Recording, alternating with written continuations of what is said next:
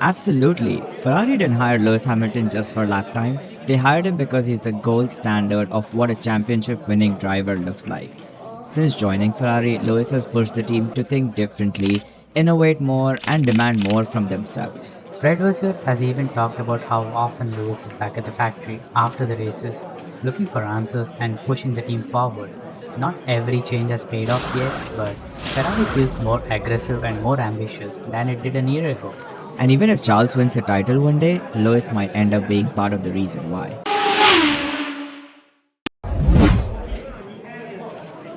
I don't think this is a confidence problem, I think it's an adaptation problem.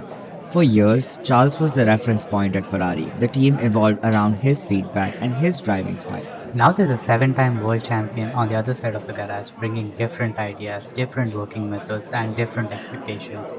Charles is learning how to operate inside a Ferrari that's changing around him. The results haven't been there recently, but if Charles is ever going to unlock the best version of Ferrari for himself, now is probably the time. Honestly, maybe. Monaco had the penalty confusion, Barcelona had the strategy confusion, and then there was the front wing adjustment mistake that changed the balance of the car and hurt his final stint in Barcelona. None of these mistakes are catastrophic on their own. But championships are rarely lost through one disaster. They are lost through many small mistakes.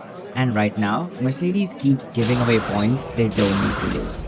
George doesn't need another 2 tenths. Mercedes just needs to stop giving away free points.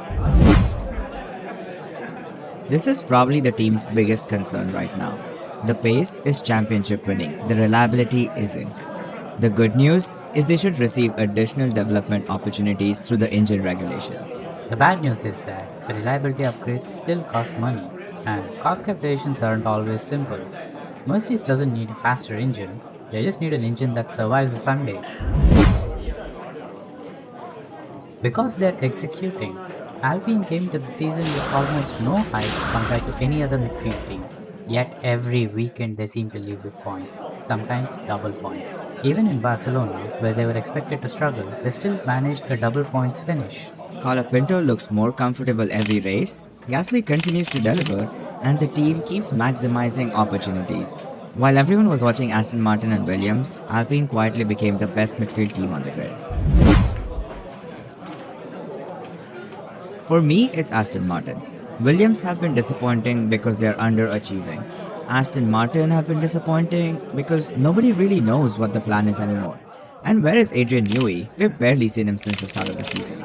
They have the facilities, they have the investment, they have the talent, Alonso. Yet, still the results aren't matching their ambition. Williams at least show flashes of speed. Aston Martin just seemed stuck. It's Kimi Antonelli. The speed was expected. The championship mentality definitely wasn't. He surprised us through his consistency and composure so far.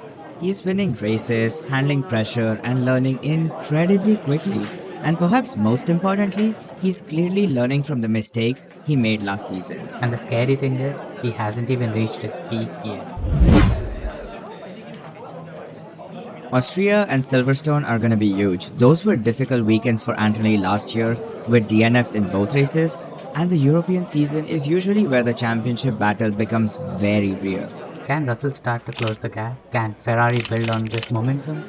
Can Mercedes finally solve the reliability issues?